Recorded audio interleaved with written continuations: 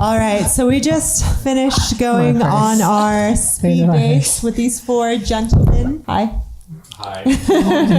While we were on our dates, Jessie was writing notes and watching and probably laughing her ass off at us. Do we want to go in order and you can just kind of tell us your thoughts on how it went? So I thought Danielle, she did a really good job of leading the guys. I do think it's important that if there's one stronger person, I mean, I think we can always tell who's stronger when the person walks in or when you shake hands or when you make eye contact. I mean, I know I can, and I can't be magic. I think that all, especially women, can tell.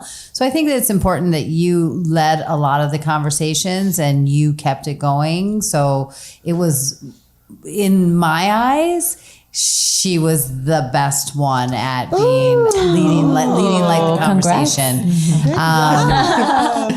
She made it. She maybe it didn't have like a spark, but it was consistent and it was genuine. And then also, I felt like she got the most information. Out of the person in the 5 minutes. Yeah, in the 5 minutes. So she did a really good job. If I were to say who is a little bit needs to work on their conversation, I would say definitely Anya. Okay. And the reason I would say that is that I do think actually you get nervous. And I think your nervousness, whether you like the person or not, or whether you're interested or not, I just think you get a little like maybe tongue-tied in your brain, and you're waiting for like a reaction so that you can ask something. And I think the reactions maybe weren't sudden enough for you. I do think maybe you need a man to be more of the overpower, the person that's like leading the conversation. Whereas Danielle, I think she enjoys leading the conversation, so she does a good job of kind of, maybe she likes to hear herself talk, and that actually could be. Yeah. Maybe in the beginning, because normally I like to lead. Well, but maybe in the beginning because I don't know them. Yeah. So that could be something you could actually work on, because there's going to be lots. You're young. You're in your early 20s. Throughout life, late 20s. Yeah, okay. Oh, I only wish I was there. So you are going to meet a lot more people in your life. So now that you know, a lot of times what happens is on dates, we don't get to get feedback. So we go out on a date, we only have our side of the story. That's so true. And so like you're telling everybody your side of the story, but really the guy has a side of the story too. Yeah. And right. We're going to hear that soon. So I think it's important to understand how people think of you. So this isn't a rip. This is more of, we saw it and then I heard it, and it was it just was a little dry, but it was dry because maybe you're trying to figure it out, and so they're looking for they're looking for more as well. So it usually goes both ways. And being a matchmaker, the nice part is that I actually get to hear both sides. That's interesting. Yeah, I actually have had the opportunity to set up Michael before, and it was really funny to hear the girls' version of the date. And then to hear Michael's version, the girl had like all these things that were almost impossible for a guy to know. And she was like, I just wish he would have leaned in more. I just wish he would have let me know that I was okay with him by maybe touching my hand. I just wish that he would have asked me more questions about my childhood. And then when I asked him how the date went, he said, it went great. I liked her. We really got along well. I thought she was so attractive. Really? I really was engaged with her. So it was like an opposite effect. And then when I told her what he said, she was like, I just, maybe I didn't feel that, so I wasn't able to know that. And I thought, well, I don't know on a first date how to feel something unless somebody perks up and slaps you in the face, you know? So you got to go with the flow. And you had this similar problem. I think you have a very strong personality, and I think you're used to being like the leader, maybe the funny person. So if things get dried up, I think you are trying to think too hard what to say to make it funny. And then when it doesn't work for you, you're kind of like, okay, next. And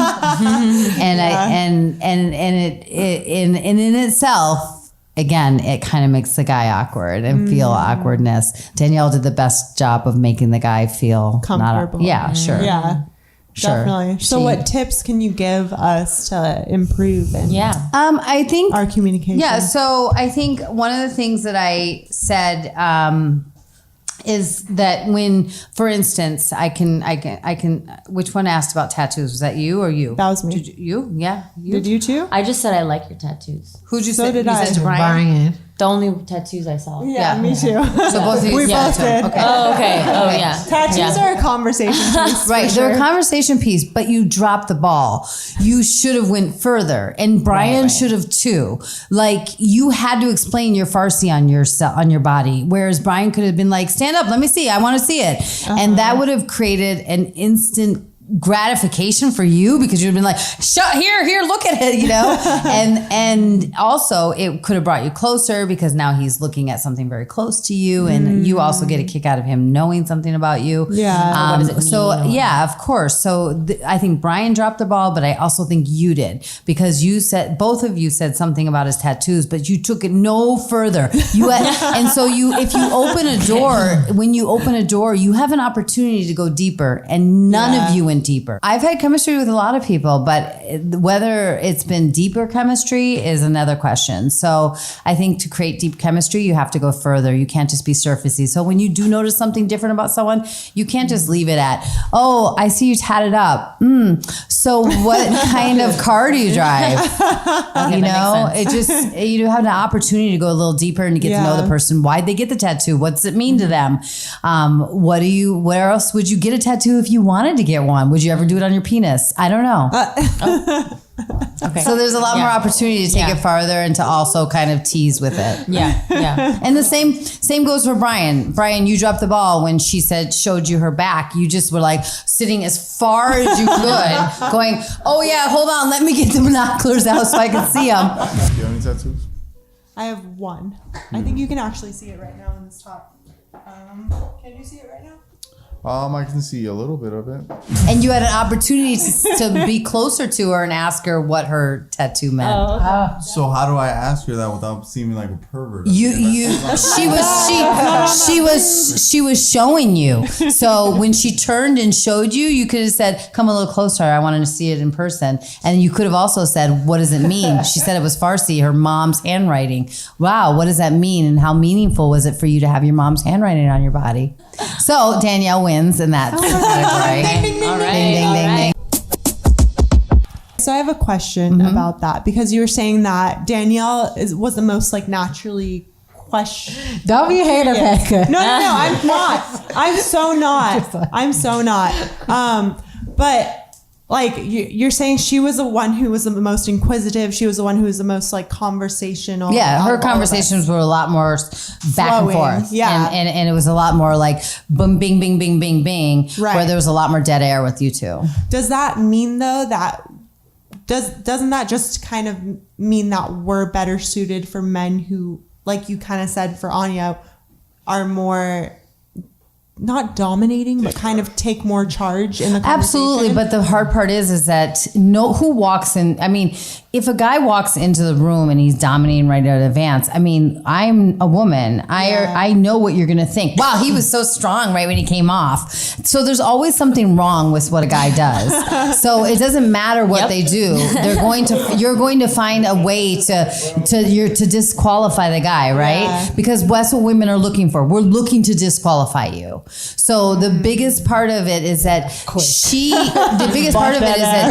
regardless if she likes somebody or not, she made them feel more comfortable. The conversation didn't drop. And with the two of you, it definitely dropped. I dropped the ball. And then on top of dropping, it just didn't feel natural. Yeah. And so the biggest part for dating is you're not going to meet it. You're on Hinge, for cripe's sake. Oh. So you're not going to meet. I just met one person. But you're still not going to have conversation. It's like bing, bing, bing. I've been on blind dates before. Mm-hmm. It's hard to be bing, bing, bing. Yeah. And so for me, when I notice that, because I want the guy to succeed, I want the guy to leave feeling like, wow, this was a good date no matter what. because I think it's easier for girls to just chime in, whereas with guys, they have to kind of feel something or they have to feel comfortable.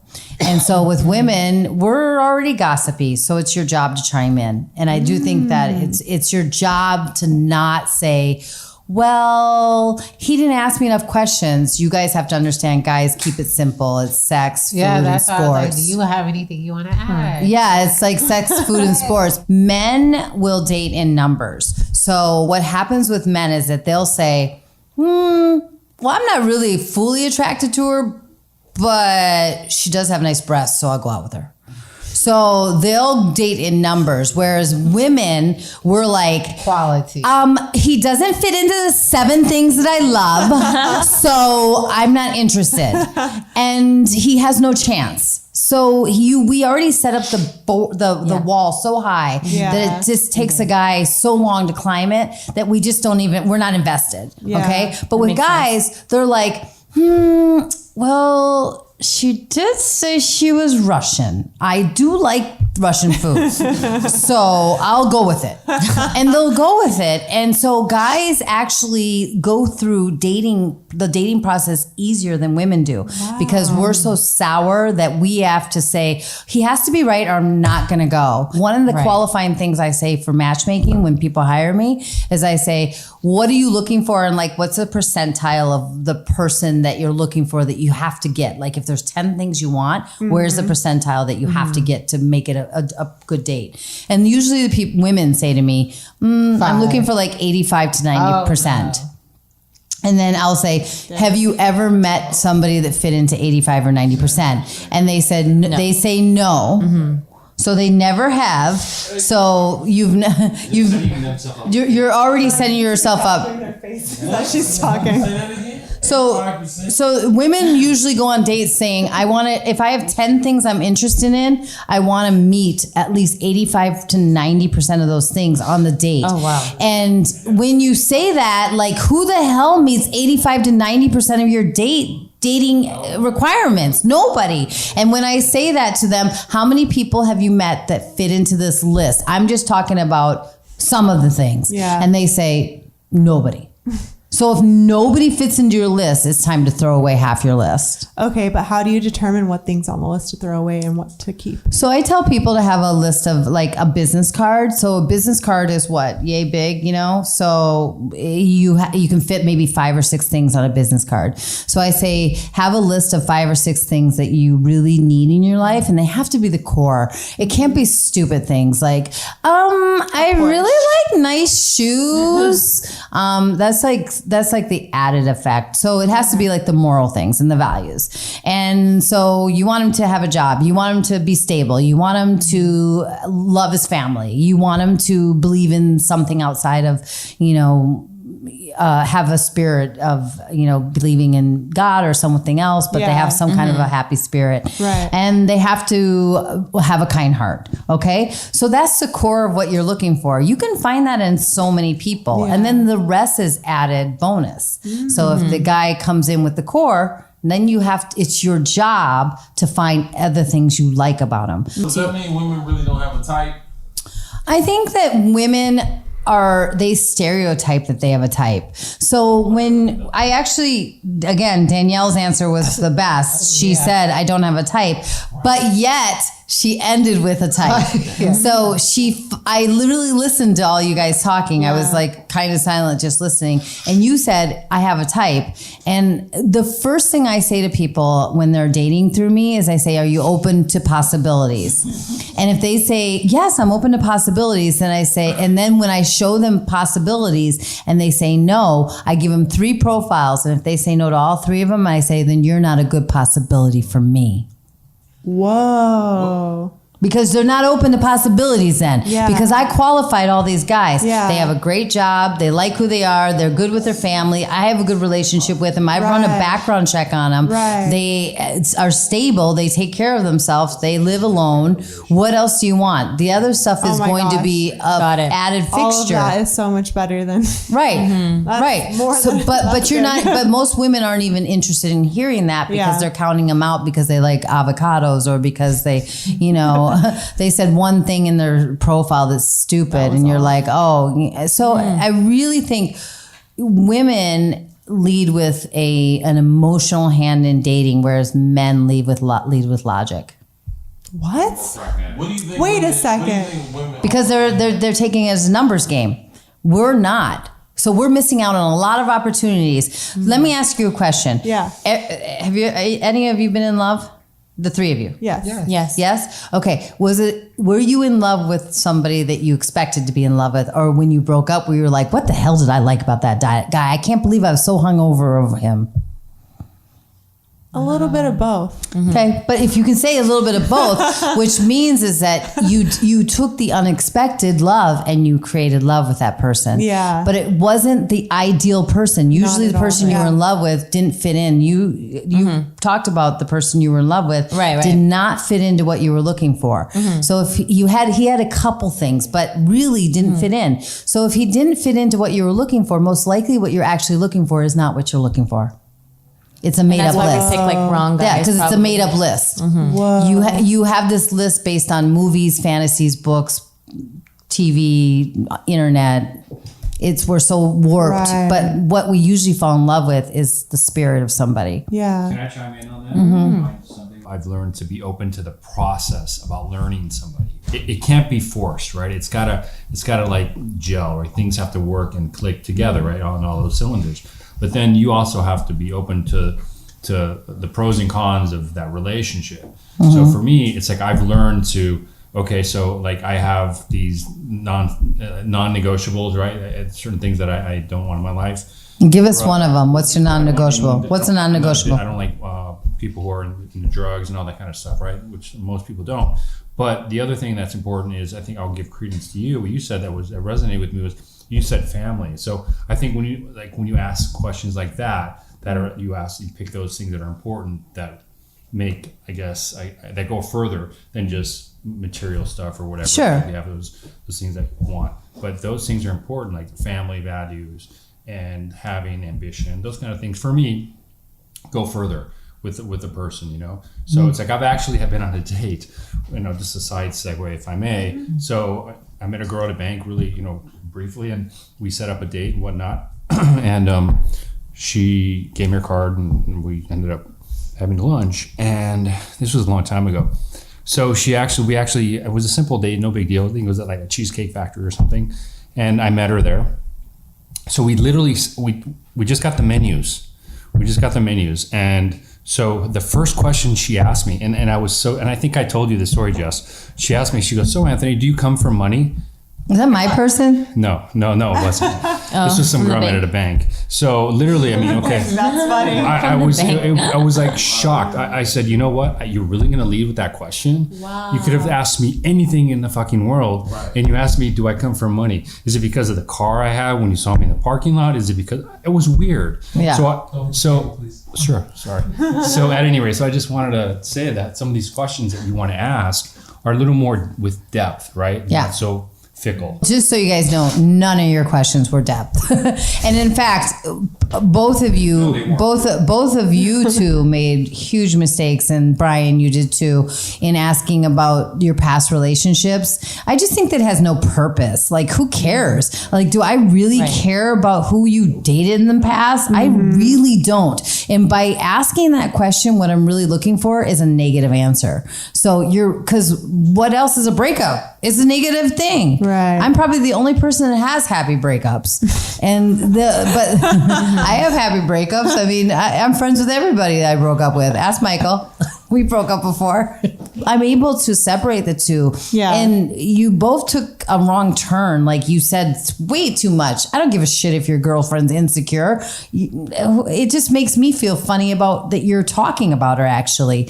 But we don't think that. She didn't think it, or I think it was you that asked, and you said your ex-girlfriend was insecure. I just think you're criticizing now another woman, and I don't know that other woman, and she's not in the room. And is she insecure? I don't know. Did you do anything to make her insecure? Maybe. I think guys do. And I don't know that. So I think you're leading down a road where it's making me think not as much about you. So I think both of you. Answer those questions. I don't think you do. I think if somebody tells me about, I dated Michael. I had a relationship with him. I've never said a bad thing about him. He's probably never not said a bad thing about me because we had a. Yes, I have. He says. But we had a good relationship and we're friends still. Without sounding like a bitch, how do you say like, well, why are we even talking about? Yeah, Like, so do you say I how always, would you- when people say things to me about past relationships, first of all, I don't know which one, I think you asked and I think you did too. I didn't ask anything about any past No relationships. relationships? All I Okay. asked for, Okay, I wait. think 2 guys was like, No. what do you look for? No, here's the question you asked. I wrote it down.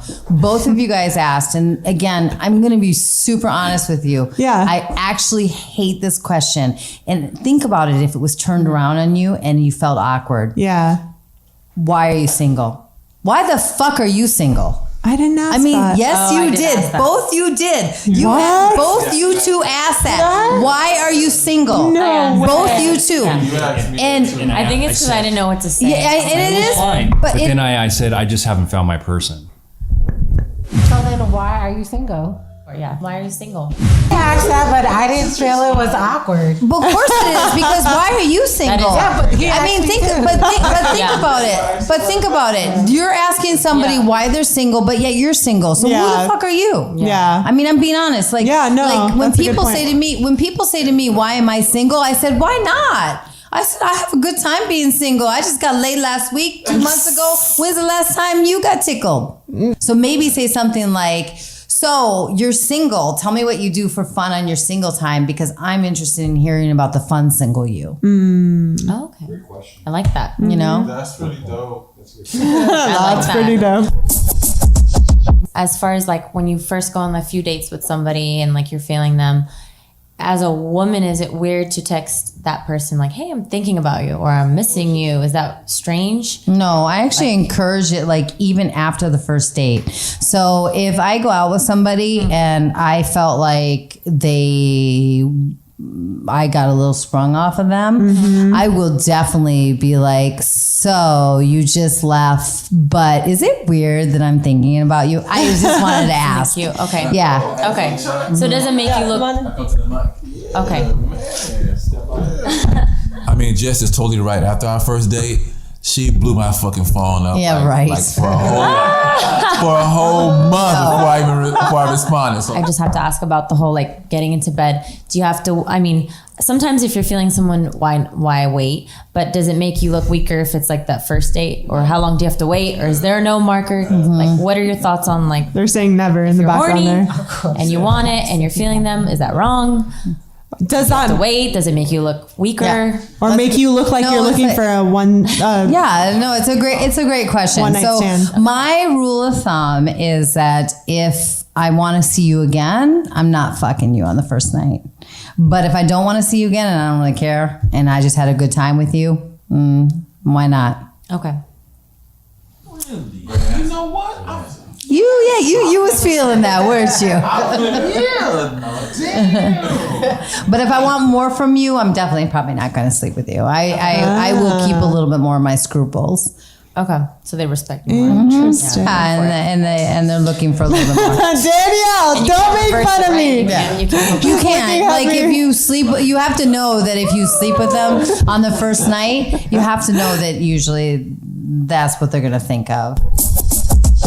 I don't really want to do the online dating thing anymore or app dating thing anymore. Yeah. I've tried it so many times. Yeah. And it's just draining of my energy that I Sure. should be focusing on my career. Or Absolutely. I feel like I should be. So where can we meet people? Oh, Yeah. That's a great question. Like quality people, you know? Yeah. So At the bank. so online dating is listen, I'm not a person that's against online dating because I think even though I'm in the matchmaking business, it's a separate client. Yeah. So a person that likes online dating is looking for that quick release, and a person that hires a matchmaker is looking for like the take your time quality. And they're open to me taking my time. Yeah. And they're not looking for the rush. If I meet someone who I know is kind of looking at me and they say hi as we're walking past each other, Yeah. what should I do? Like double take and go back and be like, hey, actually, my name's Pega. Nice to meet you. Yeah. Yeah? I think I think what you hold on. Yes?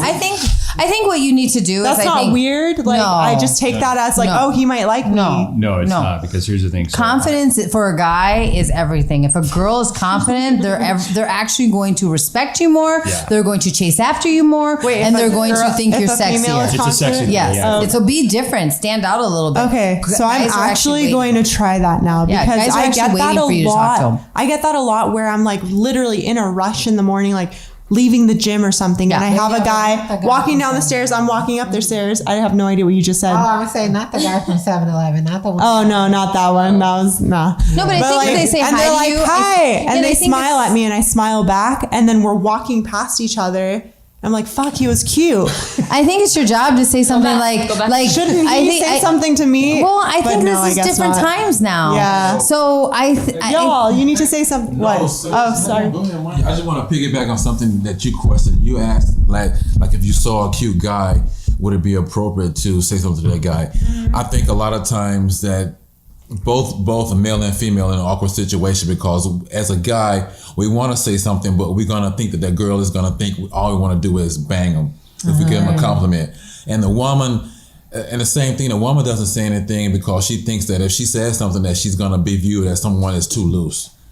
So I just say that to say it's okay to, if you see a cute guy, to say hi or whatever, to engage in a conversation, because a guy a lot of times is going to be kind of a little resistant in approaching a woman, because again, he's going to be, he thinks he's going to be viewed as someone who, if I give her a compliment, all she's going to think is that I just want a quick bang or whatever. You know, a guy can give you a compliment and can really be genuine about it and be respectful about it and not really see it as a sexual innuendo or bullshit. sexual purposes. You want to bang every single time you give a compliment. You want to bang. Guy, but it's No, not me.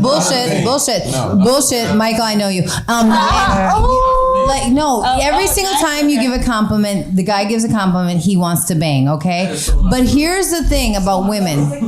It is for me, bro. But Sorry. But here's the thing. Here's the thing for women is that you are going to get so much further by just allowing the guy to engage with you, even if it's like not the guy for you. You feel good still walking away. You're like, man, shoot, my ass looks good today. Well, I told myself that when I left, and now it's a fact, right? And it just makes you feel good. So, and also it makes you more approachable. I am a person about energy and law of attraction, and you give what you get. So if you're gonna give it, you will get it. Right. And I have guys come up to me, whether I'm skinny, whether I'm a little heavier, or whether I'm in shape, and they always come up to me, and it's because I'm smiling at everyone. And people always tell me, "You're so approachable," because I'm smiling. Okay. I think it pays. Yeah, I get Too many people walk around with. Bitchy resting face. I know. I need to practice smiling more. You're I'm happy, but Be I'm happy inside. I just Well, if you're happy inside, if you're happy in your son, then I know. And I'll say, I agree. Men, we do like when women actually give us a little bit of something. Sure. This is It's an open door. 2019.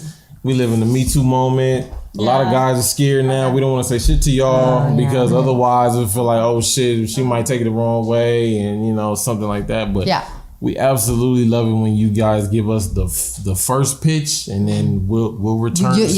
You will. So I think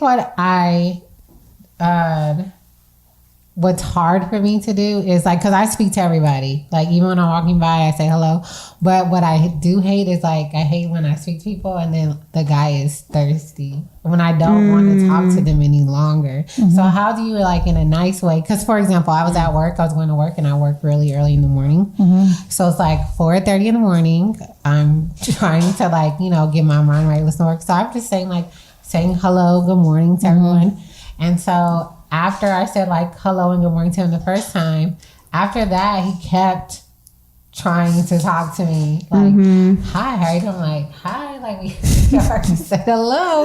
And then he's like, giving me signals so like I could speak to him, and I'm trying to like smoke signals. So I'm trying to ignore him, but I'm not trying to be rude, because like if I was trying, I guess the same, I wouldn't want someone to be rude to me.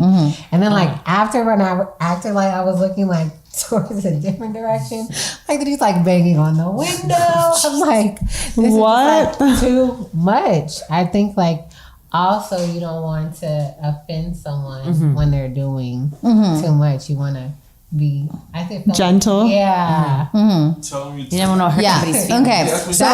Okay, so I want to answer. I want to answer that. So I hurt a lot of feelings, but I hurt a lot of feelings because their expectations are wrong. And if you, all of us have been in love. At least these girls has said so. So if you've been in love before, you can count how many people you've been attracted to. So out of all the men I've dated, which are a lot, I have really had chemistry with really 3 men in my life. And of the 3 men that I had chemistry with, it's like so rare that I'm like, wow, it's super rare. So it's also your job to let a guy off the hook. And so in that case, if a guy was giving me smoke signals, I would definitely say, listen, I so much like you. You're an awesome guy, but chemistry is everything. And I just don't have the chemistry. You're a good guy, but you're not my guy, but I like you. And he's okay with that. He will walk away going like this. Ooh, man, at least you didn't make me work anymore. Yeah, can I say something on that? Not to interrupt you. Okay, when a guy asks a woman for her number, right? And this has happened to some of myself as well, some of my friends. So we will much rather appreciate a woman, or I have more respect for a woman if I ask her for a number. Says, you know what, I'm involved with someone, or I'm just not interested, right? Or rather than just give me your number, just to appease me, and then later, a day or 2 later, like I'm texting, hey, nice to meet you, and then nothing. Yeah, you and I have had lots of talk. Yeah. Or blocking block that ass. I've had a lot more luck just saying to guys, hey, chemistry's everything. Like, I can't like everybody. That would be weird, right? Yeah. So I like you so much, but I like you more as like a homie. And I think that guys appreciate it more because you're letting them off the hook. You're allowing them to move on to someone else. I guess with some guys, even when you do tell them, because I've had this happen a few times where I've told them, I'm like, hey, like, you're a really cool dude. You're really nice. Like, I think you're awesome, but I don't, I literally say, that's my line. Like, I don't feel the chemistry with you in that way. Yeah. And like, they will keep texting me because they want to hook up. Yeah. Okay. That's just a thing. But I don't know. Then I block that person. Yeah. Like, I'm not a person that's going to keep taking, I'm not going to keep taking messages and phone calls. I don't have time for that. I'm busy too, like you are. Yeah. So when somebody gives me, I'm like, okay, I already said that, like, we're good. So if we're good, you should move on. And I block them. I mean, I really let them move on. Oh, okay. Yeah. Like, I'm setting you free. Keep it moving. Okay. Yeah. Okay. Yeah. Thank you so much for joining us tonight. And thank you, Anya. Thank you both.